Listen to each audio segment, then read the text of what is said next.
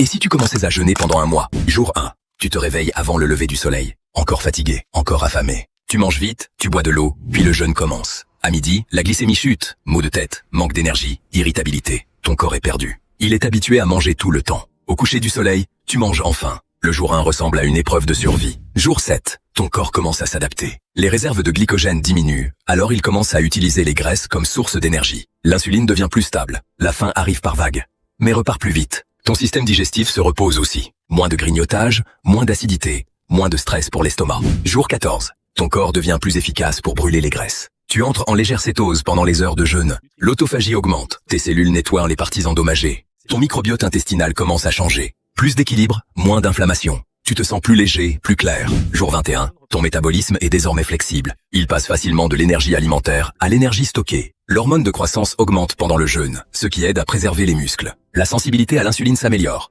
Ton corps gère mieux le sucre. Ton estomac rétrécit légèrement. Tu te sens rassasié avec moins de nourriture. Jour 30. Dernier jour. Ton corps est complètement adapté. Meilleur contrôle de l'appétit. Métabolisme amélioré. Discipline renforcée. Mais le plus grand changement est mental. Tu as prouvé que tu pouvais contrôler tes envies. Un mois de jeûne. Une croissance spirituelle. Un vrai changement biologique. Et si tu commençais à jeûner pendant un mois? Jour 1. Tu te réveilles avant le lever du soleil. Encore fatigué, encore affamé. Tu manges vite, tu bois de l'eau, puis le jeûne commence. À midi, la glycémie chute. Maux de tête, manque d'énergie, irritabilité. Ton corps est perdu. Il est habitué à manger tout le temps. Au coucher du soleil, tu manges enfin. Le jour 1 ressemble à une épreuve de survie. Jour 7. Ton corps commence à s'adapter. Les réserves de glycogène diminuent, alors il commence à utiliser les graisses comme source d'énergie. L'insuline devient plus stable. La faim arrive par vagues, mais repart plus vite. Ton système digestif se repose aussi. Moins de grignotage, moins d'acidité, moins de stress pour l'estomac. Jour 14. Ton corps devient plus efficace pour brûler les graisses. Tu entres en légère cétose pendant les heures de jeûne. L'autophagie augmente. Tes cellules nettoient les parties endommagées.